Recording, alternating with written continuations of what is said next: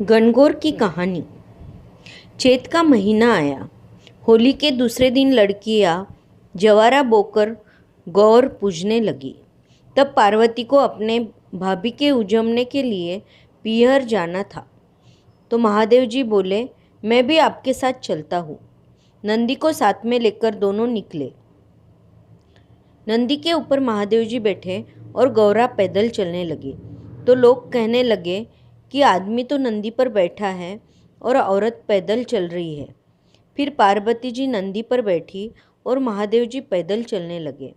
तो लोग कहने लगे कि लड़की तो नंदी पे बैठी है और आदमी पैदल चल रहा है। फिर ईश्वर पार्वती दोनों नंदी पे बैठ गए। तो लोग कहने लगे कि छोटा सा नंदी है और दोनों ऊपर बैठ गए। बाद में ईश्वर पार्वती दोनों ही पैदल चलने लगे और साथ में नंदी भी चलने लगा। तो लोग कहने लगे कि साथ में वाहन होकर भी पैदल चल रहे हैं। तब ईश्वर जी कहने लगे, देखो पार्वती, दुनिया घोड़े पर भी बैठने नहीं देती और पैदल भी चलने नहीं देती। आगे गए तो वहाँ एक गाय उठ बैठ कर रही थी। तब गौरा ने पूछा, ये गाय परेशान क्यों है? तो ईश्वर जी बोले, इसके तो बछड़ा होने वाला है। गौरा बोली, बच्चे के लिए इतनी तकलीफ मुझसे सही नहीं जाएगी, मुझे तो गार्ड दे देना। तब ईश्वर जी बोले, आगे चलो। आगे गए तो एक घोड़ी उठ बैठ कर रही थी। तब गौरा ने ईश्वर से पूछा, ये घोड़ी क्यों परेशान है? ईश्वर जी ने कहा कि इसके बच्चा होने वाला है। तो पार्वती ने बोला, मुझको तो ये तकलीफ़ नहीं चाहिए, आप मुझे गार्ड दे देना। आगे गए तो राजा की नगरी में उदासी छाई हुई थी। उदासी का कारण पूछा तो बताया कि रानी को कवर होने वाला है। पार्वती बोली कि मुझे बच्चा नहीं चाहिए, आप मुझे गार्ड दे दो तो ही मैं साथ में चलूँगी। गौरा के जीत के कारण ईश्वर को गार्ड देनी पड़ी। आगे ईश्वर जी ससुराल पहुँच गए और पीपल के पेड़ के नीचे आराम करने लगे। गौरा अपनी सहेलियों के साथ पीहर में मगन हो गई। बड़ी गणगौर नज़दीक आई तो गौरा सहेलियों के साथ चूड़िया टीका लेने बाजार गई। वहाँ ईश्वर जी मोची के भेष में सुंदर मोजड़ी लेकर बैठे। गौरा का दिल मोचड़ी पे आ गया। उसने मोची से पूछा, इन मोचड़ी का मोल बताइए। मोची ने कहा, मैं तो बूढ़ा हूँ, मुझे एक घड़ा भर पानी ला दे और 2 रोटी बना दे। गौरा ने घड़ा भर पानी ला दिया और रोटी बना दी। फिर मोची ने कहा, देख, मेरा तो कोई नहीं, इतना किया, वैसे 2 रोटी खा ले। गौरा ने इधर उधर देखा और झट से थोड़ी रोटी खा ली और मोचड़ी लेकर घर आ गई। गौरा के सिंजारे को ईश्वर जी मेहमान बन के आए। खाना खाकर महल में सोने गए और कहने लगे कि आज कुछ ज़्यादा ही उजाला है। गौरा बोली, ये तो दिया का उजाला है। ईश्वर जी बोले, नहीं, ये तो कुछ अजीब ही उजाला है। आपने क्या किया बताओ। आपने मोची के साथ रोटी खाई, उसका यह उजाला है। वो तो मैं ही था। अगर कोई दूसरा होता तो आप उसके संग भी रोटी खा लेते। इसलिए औरतों को ज़्यादा लालच नहीं करना चाहिए। दूसरे दिन ईश्वर जी ने कहा कि आज गणगौर है तो मैं पीपल के पेड़ के नीचे तालाब के किनारे बैठता हूँ। आप सखियों संग पूजा करने जल्दी आ जाओ। सवेरा हुआ और औरतें पूजा के लिए आने लगी। ईश्वर जी भर भर के सुहाग बांटने लगे। 12 बजे सभी सखियाँ गौरादे के साथ गीत गाती हुई आई। आकर देखा कि सुहाग तो बांट दिया। गौरा ने कहा कि अपनी औरतें तो अभी आई और आपने सारा सुहाग बांट दिया। तब ईश्वर जी ने कहा, अपनी छोटी उंगली से हाथ में जवारा लेकर पूजा के पानी के लोटे में डालकर सबके ऊपर छींटा डाल देना। जिसके माथे पे ज़्यादा छींटा गिरा उस पर ईश्वर जी की कृपा हो गई। ईश्वर जी गौरादे घर आए। ईश्वर जी ने बनाया था उतना पूरा खाना खा लिया। बाद में गौरा खाना खाने बैठी तो माँ ने उन्हें 8 बरसोला सब्जी की पिंडी और लोटा भर पानी दिया और अपनी ससुराल जाने की सीख दी रास्ते और अपने ससुराल जाने की सीख दी। रास्ते में ईसर जी बोले, गौरा थोड़ा आराम करते हैं। गौरा को झट से नींद आ गई। नींद आई हुई देखकर ईसर जी ने गौरा के पेट की ढकनी खोल के देख लिया। गौरा नींद से जगी तो ईसर जी ने पूछा, गौरा क्या खाना खाया? गौरा ने कहा, आप खाए वही मैंने खाया। तो ईसर जी ने कहा, आपने तो 8 बरसोड़ा खाया है। गौरा ने कहा, ईसर जी आपने मेरी ढकनी खोली, वैसी जग की मत खोलना। औरतों ने कभी अपने ससुराल की बात पीहर में और पीहर की बात ससुराल में नहीं कहनी चाहिए। ऐसा कहकर वे आगे निकले। तो आगे राजा के गांव में खुशियाँ मना रहे थे और घोड़ी के यहाँ और गाय के यहाँ भी सब खुशियाँ छाई हुई थी।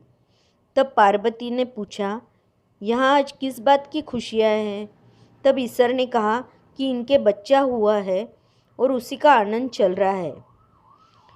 यह देखकर गौरा ने ईसर के आगे गांठ खोलने की जिद की। गौरा के जिद के आगे ईसर जी को झुकना पड़ा। तब ईसर जी को बहुत पसीना आया। अपनी अंग की मली से उन्होंने पुत्र बनाया और अमृत का छींटा देकर उसे संजीव बनाया और कहा कि दुनिया में सबसे पहले गौरी पुत्र गणेश जी की पूजा होगी और बाद में सभी देवताओं की। खोटी की खरी, अधूरी की पूरी। इस कथा को सुनने वाले सबका सुहाग भाग अमर रहे। धन्यवाद। गणगौर की कहानी। राजा के बोया जौ चना, माली के बोई दूब। राजा के जौ चने बढ़ते गए और माली की दूब घटती गई। माली ने सोचा कि क्या बात है, राजा के जौ चने बढ़ते जाते हैं और मेरी दूब घटती जाती है। तब माली एक दिन सुबह छिपकर बैठ गया। थोड़ी देर में लड़कियां गीत गाती हुई दूब तोड़ने आई और दूब तोड़ने लगी। तब माली ने किसी लड़की का हार छीन लिया, किसी का डोरा छीन लिया और लड़कियों को बोला, तुम लोग मेरी दूब क्यों ले जाते हो? तब लड़कियां बोली, हम तो 16 दिन गणगौर पूज रही है, उसी के लिए दूब ले जाते हैं। 16 दिन बाद हम लोग तुम्हें सीरा लापसी का कुंडा भर के दे जाएंगे। अब तुम हमारा हार डोरा वापस कर दो। माली राजी हो गया। 16 दिन गणगौर के पूरे हुए।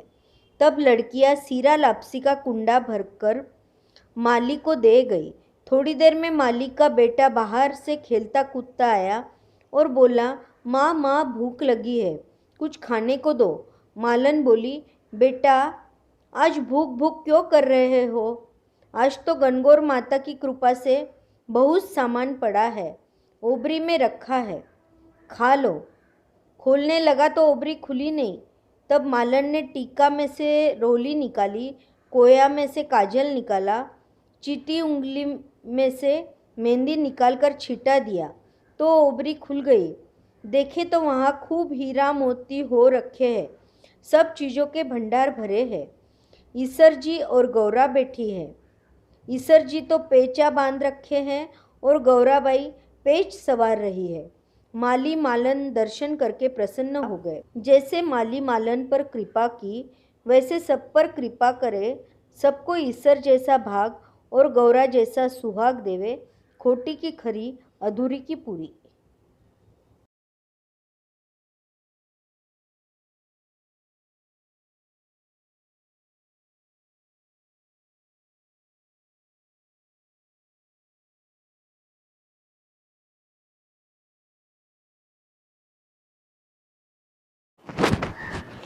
सभी सखियों को राम राम। आज मैं आपको सभी त्योहारों पे कही जाने वाली गणेश जी की कहानी, पथवाड़ी जी की कहानी और लपसी तपसी की कहानी बताने जा रही हूँ।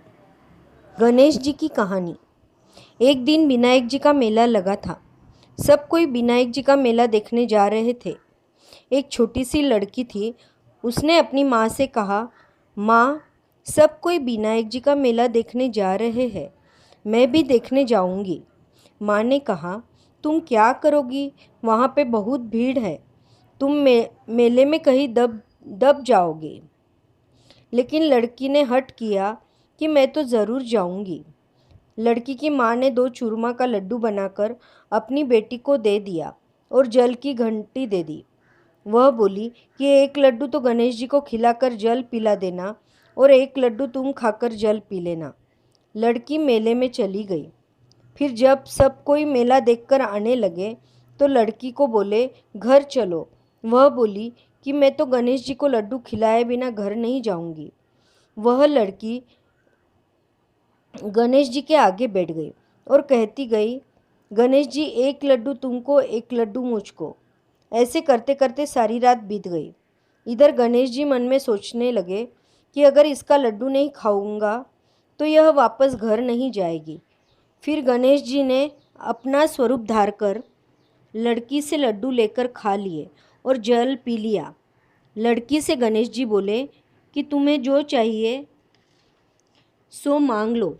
तब लड़की ने कहा, मुझे तो मांगना नहीं आता।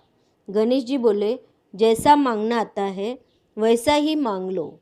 वह लड़की बोली, अन्न मांगू, धन मांगू, लाज लक्ष्मी मांगू, नौखंड महल, 84 दिया, हाथी हंस बांदी, खुटीहार, सेज भरतार, पूत पालन, दूध हालन, गोदी भाई, आंगन भतीजा, रुंझुन बैल, इतनो ही मांगू।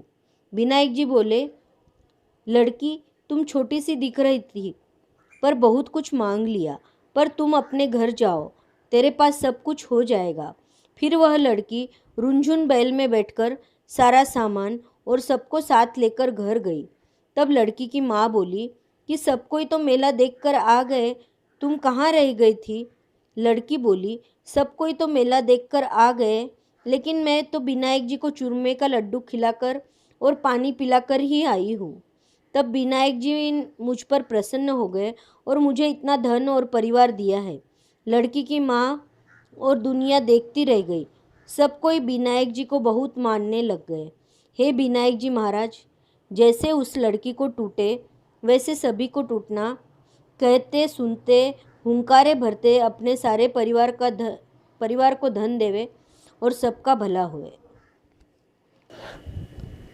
पीपल पतवारी की कहानी।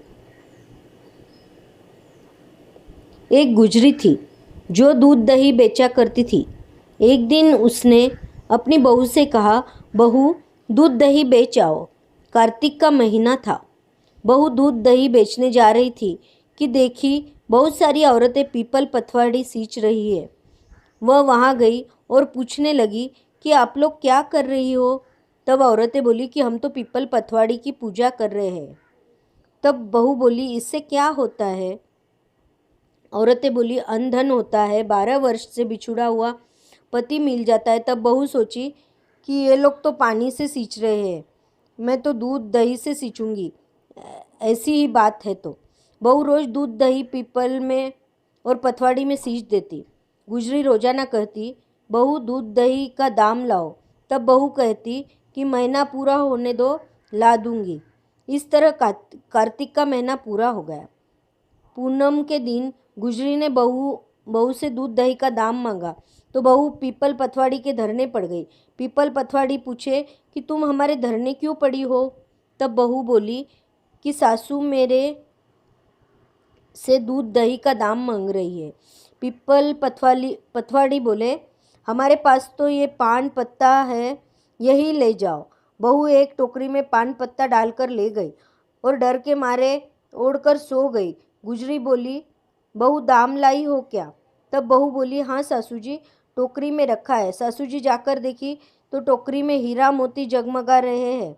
सासू बहू को पूछी, बहू इतना धन कहाँ से लाई? तब बहू ने सारी बात सच सच बता दी। तब सासू बोली कि ऐसी ही बात है तो अब की कार्तिक में मैं भी पीपल पतवाड़ी सींचूंगी। सासू दूध दही तो बेच आती और हांडी धोकर पीपल पतवाड़ी में गिरा देती और आपकी बहू को बोलती कि मेरे से दूध दही का दाम मांग। तब बहू बोली कि सासू से मैं कैसे दाम मांगूं? सासू बोली, नहीं तुम तो मांगो। तब बहू बोली, सासू जी दूध दही का दाम लाओ। सासू जी पीपल पतवाड़ी के धरने बैठ गई। पीपल पतवाड़ी सासू को पान पत्ता दिए। तब सासू एक टोकरी में पान पत्ता लाकर रख दी। बहू जाकर टोकरी में देखी तो उसमें कीड़े मकोड़े चल रहे हैं। बहू सासू के पास दौड़कर गई। सासू आकर देखे तो उसमें कीड़े मकोड़े हैं। तब सासू बोली, पीपल पथवाड़ी ने तो दो भांति की है, बहू को तो धन दिया और मुझे कीड़ा दिया। तब सब कोई बोले हैं कि बहू ने तो सच से पीपल पथवाड़ी सींची थी और सासू ने धन की भूखी सींची थी, इसलिए बहू को धन मिला और सासू को कीड़ा मिला। हे पीपल पथवाड़ी माता, जैसे बहू को टूटी वैसे सबको टूटना, जैसे सासू को टूटी वैसे किसी को भी मत टूटना, जैसे बहू को धन दिया वैसे सबको देना, कहता सुनता हुंकारा भरता सारे परिवार को देना, खोटी की खरी अधूरी की पूरी। लपसी तपसी की कहानी। एक लपसी था, एक तपसी था। तपसी तो भगवान की तपस्या करता था, लपसी सवा सेर लापसी बनाता था और भगवान के भोग लगाकर घंटी बजाकर जिम लेता था। एक दिन दोनों लड़ पड़े। लपसी बोला मैं बड़ा हूँ और तपसी बोला मैं बड़ा हूँ, क्योंकि मैं सारा दिन तपस्या करता रहता हूँ। इतने में उधर से घूमते फिरते नारद जी आए और पूछे कि तुम लोग क्यों लड़ रहे हो। दोनों ने कहा कि हम में से कौन बड़ा है। नारद जी बोले, इसका फैसला मैं कल कर दूंगा। दूसरे दिन नारद जी ने 1.25 करोड़ की मुंदड़ी उनके आगे गिरा दी। लपसी ने मुंदड़ी देखी और सोचा, अगर मैं इसको ले लूँगा तो कोई आकर मुझे मार देगा, और उसने मुंदड़ी नहीं उठाई। तपसी ने मुंदड़ी देखी तो झट उठाकर अपने घुटने के नीचे छिपा ली और तपस्या करने लगा। लपसी ने सवा सेर लापसी बनाई, भगवान के भोग लगाकर जिम लिया। नारद जी आए तब दोनों पूछने लगे कि कौन बड़ा है। नारद जी ने तपसी से कहा, तुम्हारे घुटने के नीचे क्या है।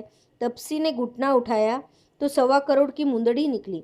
नारद जी बोले, इतना भजन भाव करके भी तुम्हारे मन से चोरी नहीं गई। चोरी करने से तुम्हारी तपस्या भंग हुई है, इसके कारण लपसी बड़ा हो गया। तब तपसी बोला, महाराज मेरा यह पाप कैसे उतरेगा, मेरी तपस्या का फल मुझे कैसे मिलेगा। तब नारद जी बोले, कार्तिक मास में स्त्रियां कार्तिक नहावेगी और वे अपना पुण्य तुम्हें देगी, तब यह पाप उतरेगा। वह बोला कि मुझे अपना फल कैसे देगी। तब नारद जी ने कहा, आज से सब कहानियाँ सुनकर तुम्हारी कहानी नहीं कहेगी तो कार्तिक का फल तुम्हें मिलेगा, और धोती देकर गमछा नहीं देंगी तो फल तुम्हें मिलेगा, साड़ी देकर कब्जा नहीं देगी तो फल तुम्हें मिलेगा, सीधा देकर दक्षिणा नहीं देंगे तो फल तुम्हें होगा, ब्राह्मण जिमाकर दक्षिणा नहीं देंगे तो फल तुम्हें होगा, दिया से दिया जलाएंगे तो फल तुम्हें होगा। इतना कहकर नारद जी चले गए। तब से कोई भी कहानी कहने के बाद लपसी तपसी की कहानी कहे और कहानी का फल मिला है।